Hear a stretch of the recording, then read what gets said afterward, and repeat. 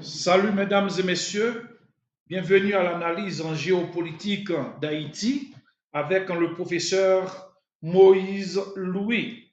Quel est donc le cancer d'Haïti?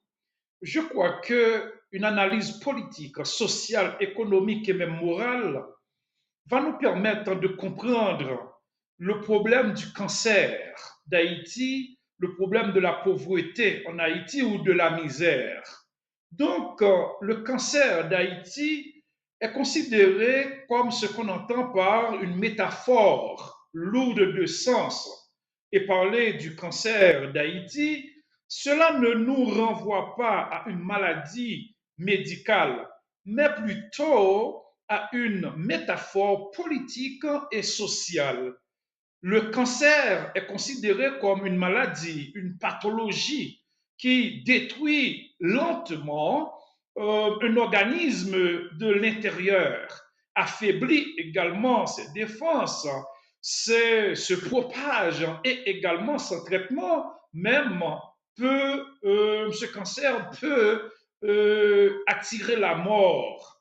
Haïti, mesdames et messieurs, premièrement, qui est considérée comme première république noire libre du monde, et également du continent américain, ce pays souffre depuis des décennies des maux structurels profonds et tout ce qui compromet le développement d'Haïti, compromet également la souveraineté et la dignité de la population haïtienne.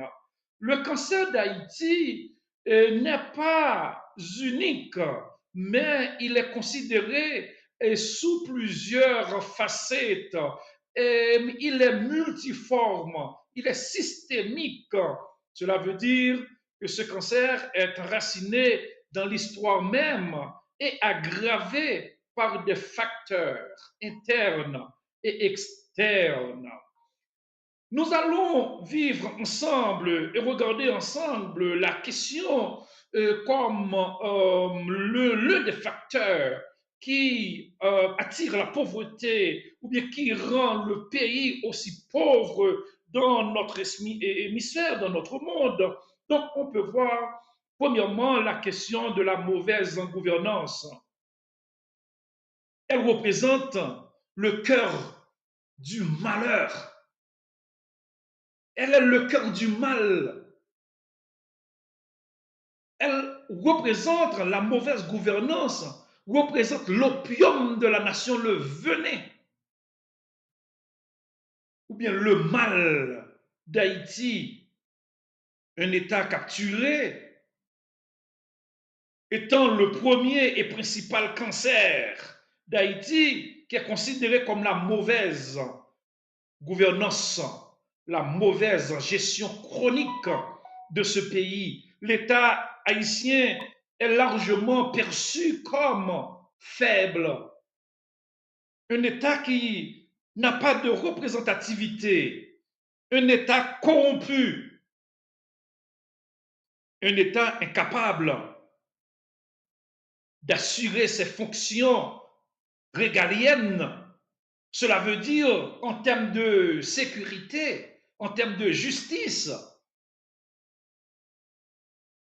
et donner des services, structurer les services en public.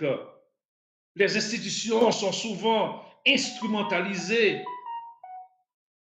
par des élites politiques et économiques au détriment de l'intérêt général. La corruption systémique, une corruption qui agit comme une métatase, détournement de fonds publics de manière systématique, le vol, les fraudes, l'impunité des dirigeants et absence de reddition des comptes, absence de la transparence dans une société. Les gens s'en sont en train de détourner les fonds publics et ils restent impunis. Les dirigeants ne veulent pas se présenter devant la justice. Ils ne veulent pas rendre compte à la nation haïtienne. Analysons ensemble les scandales Petro-Caribé. Et jusqu'aujourd'hui, ce scandale illustre cette réalité et des milliards de dollars destinés au développement de ce pays ont été vandalisés, dilapidés au détriment de la population. Une somme qui a été donnée, empruntée, réservée pour le développement de la société haïtienne. Et tout cet argent-là a été dérobé par les dirigeants haïtiens et jusqu'au moment où nous sommes en train de parler, où vous êtes en train de m'écouter, il n'y a pas de reddition de compte. Et comme conséquence, la population perd de confiance dans l'État. Et tout ça fragilise également les relations entre la population et l'État haïtien. Fragilise encore davantage la cohésion nationale. Parce qu'une société n'existe plus quand elle est divisée,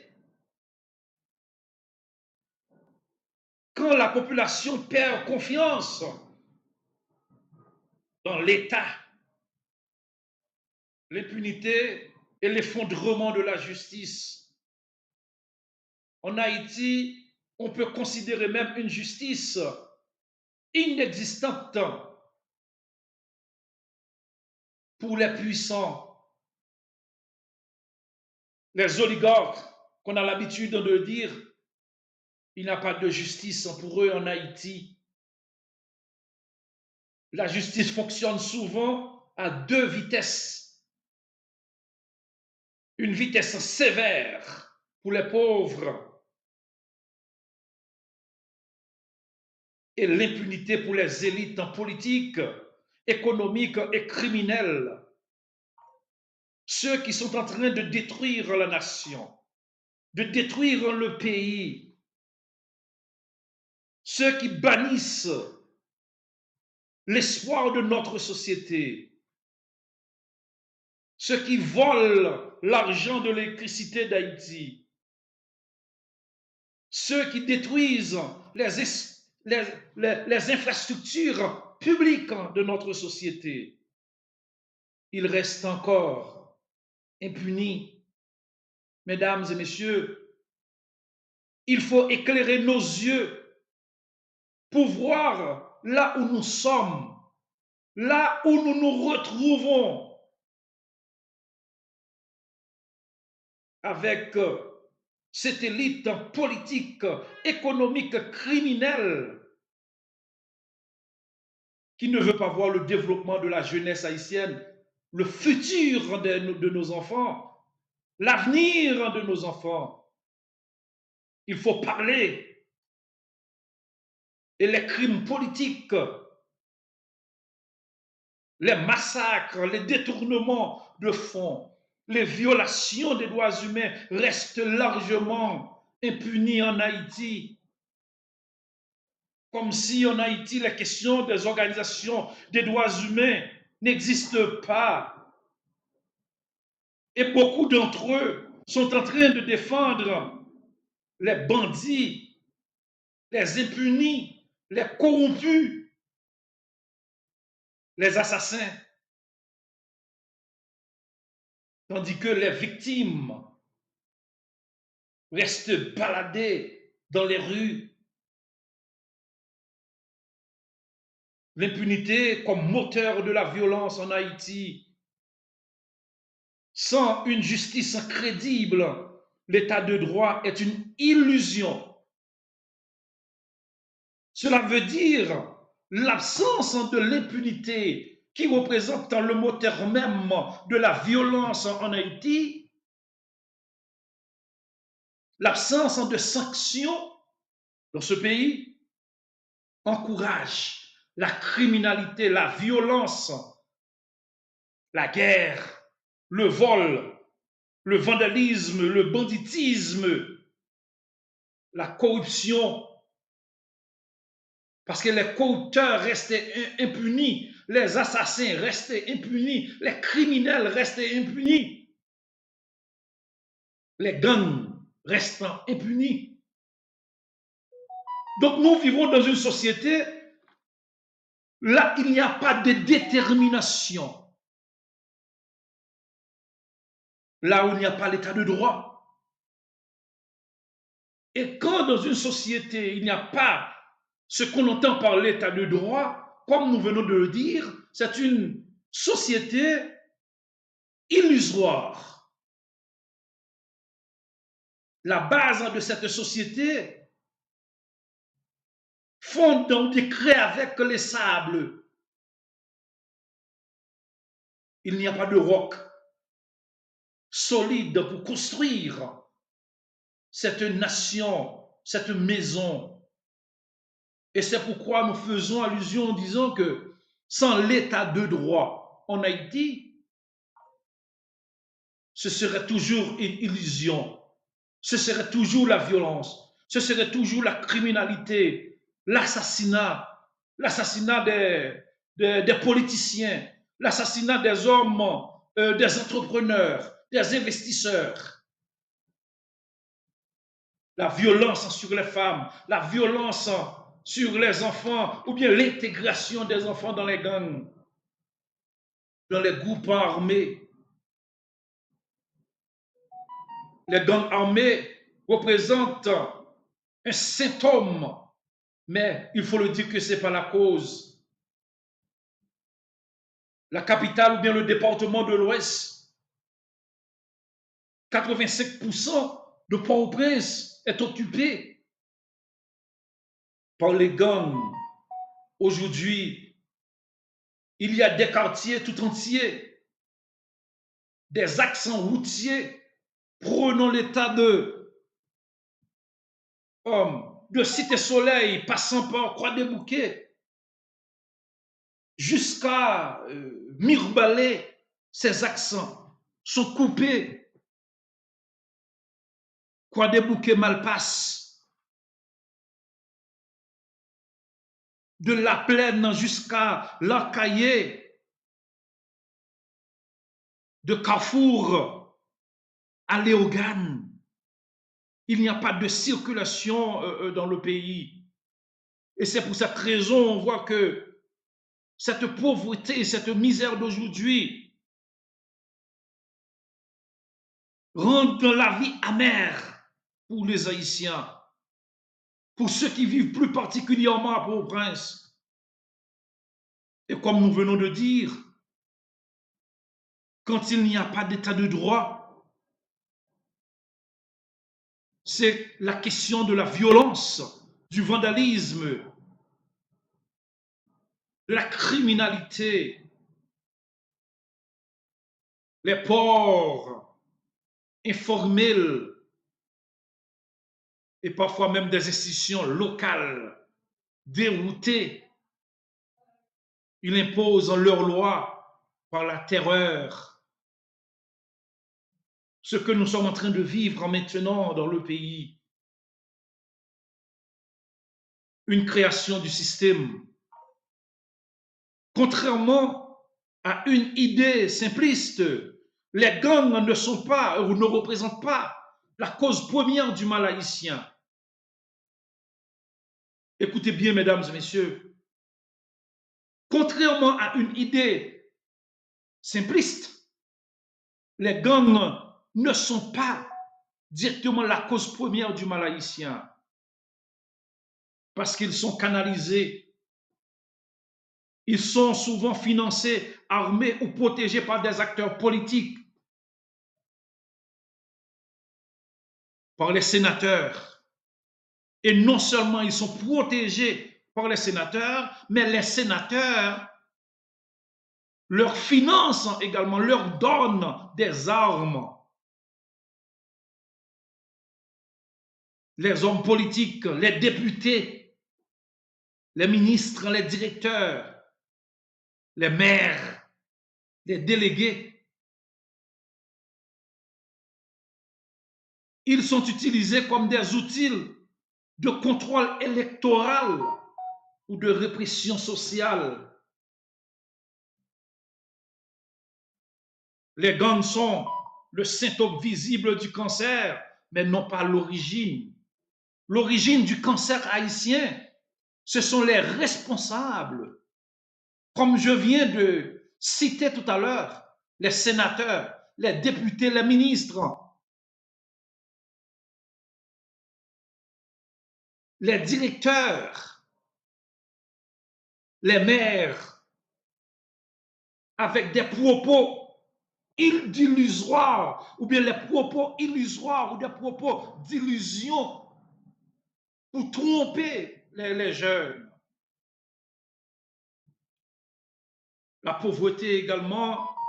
En Haïti, il y a ce qu'on entend par la pauvreté structurelle et l'exclusion sociale.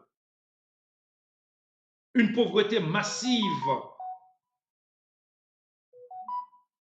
On retrouve en Haïti plus de la moitié de la population vit dans la pauvreté extrême. Non, c'est la honte nationale et internationale. La question misérable, la question de la pauvreté en Haïti. Tandis que nous sommes au centre même de la Caraïbe, tout près des États-Unis d'Amérique. La population n'a pas d'accès à l'eau potable, à la sécurité alimentaire, le chômage massif, mesdames et messieurs. Les jeunes ne travaillent pas. Et quand ils ne travaillent pas, il n'y a pas d'espoir, il n'y a pas de futur, il n'y a pas d'avenir pour la jeunesse. Parce qu'elle ne peut pas organiser leur vie. Et c'est pour cette raison que nous retrouvons aujourd'hui un système de santé, un système éducatif défaillant. Cette pauvreté n'est pas accidentelle également, elle est structurelle. Et si la pauvreté n'est pas accidentelle, non plus conjoncturelle, elle est structurelle. Cela veut dire qu'il y a un problème d'espoir, il y a un problème d'avenir pour notre société. C'est ainsi, on prend la pauvreté, on considère la pauvreté, la misère comme une structure établie, comme une administration. La misère représente une institution en Haïti. Nous avons une jeunesse sacrifiée. Beaucoup ont l'habitude de dire que les jeunes haïtiens meurent avec leur force. Une jeunesse sans perspective.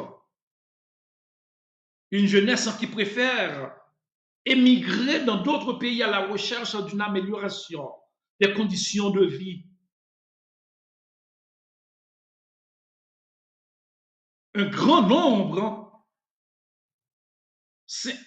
rejoignent les gangs. Pour la jeunesse haïtienne, c'est l'ombre. C'est le lieu où sombre le désespoir. Ils sont tombés dans le cocon. C'est le désespoir total pour la jeunesse haïtienne. Un pays qui abandonne sa jeunesse, mesdames et messieurs, est un pays qui prépare son propre effondrement. Cela veut dire que si nous sommes retrouvés aujourd'hui dans cet effondrement, c'est que nous avons préparé l'effondrement. Et qui a préparé ou qui prépare cet effondrement? Les exécutifs, les anciens présidents, les anciens sénateurs, ou bien les sénateurs comme nous n'avons pas de sénateurs aujourd'hui, les députés, les ministres, les maires, les représentants des fonctions publiques. Ce sont eux qui préparent l'effondrement de notre société. Ce sont eux qui gâchent l'avenir de la jeunesse haïtienne. Ce sont eux qui détruisent le futur de nos enfants. Si vous aimez, mesdames et messieurs, cette analyse en géopolitique, vous êtes priés de donner un like, d'abonner à ce canal et de partager son contenu afin que plus de personnes puissent l'entendre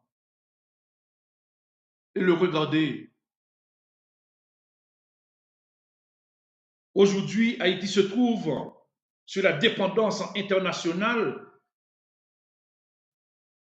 et à la perte de la souveraineté. Nous confions, ou bien les Haïtiens confient sur l'aide internationale, et l'aide internationale est très souvent mal conçue.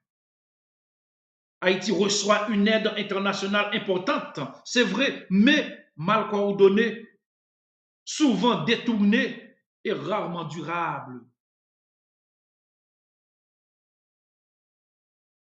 Et très souvent, on dit on fait le social. Mais de plus en plus, le pays s'effondre. Très souvent, cette aide crée une culture de dépendance affaiblissant les capacités nationales. Comme Haïti est un pays là où les gens s'en croient dans l'international, dans les étrangers, donc ça crée une culture de dépendance.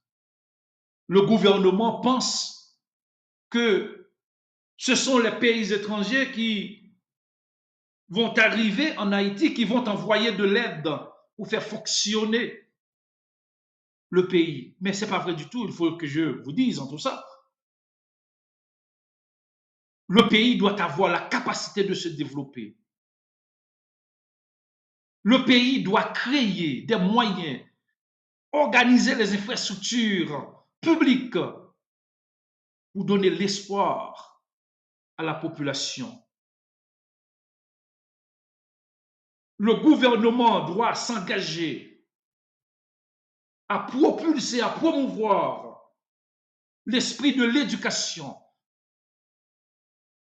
mettant des programmes sociaux pour permettre à la jeunesse, pour permettre aux enfants, à la femme, aux adultes, aux hommes haïtiens de bénéficier de ces genres de programmes.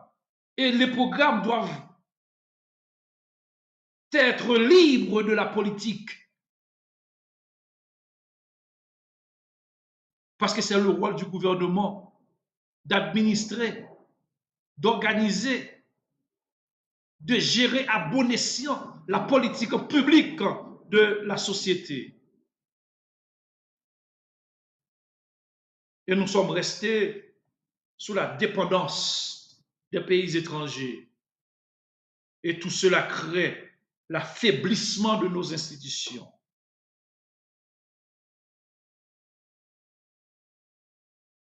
Ingérence et tutelle déguisée, puisque nous laissons la dépendance de notre pays sur les autres, sur les pays étrangers, nous sommes dépendants. Nous sommes sur la tutelle, une forme de tutelle déguisée.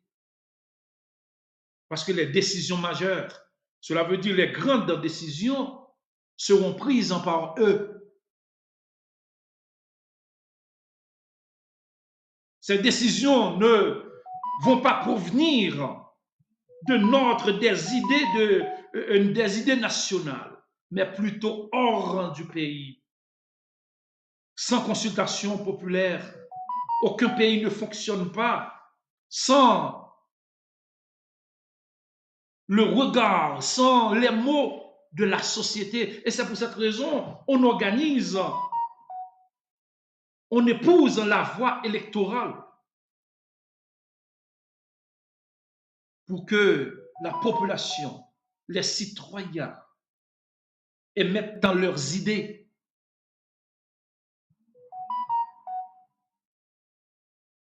le pays reste sous la tutelle, la dépendance des autres nations. Tout cela alimente ce qu'on entend par un sentiment d'humiliation nationale et du néocolonialisme. Et plus devant, on va voir l'élite économique prédatrice, une minorité qui capte les richesses haïtiennes, une petite élite économique qui contrôle les importations, les marchés clés, les ressources stratégiques de notre société. Et elle profite d'un État faible pour maximiser ses profits sans responsabilité sociale, sans payer l'impôt, une absence du patriotisme économique. Et puisque ces personnes-là sont là pour exploiter le pays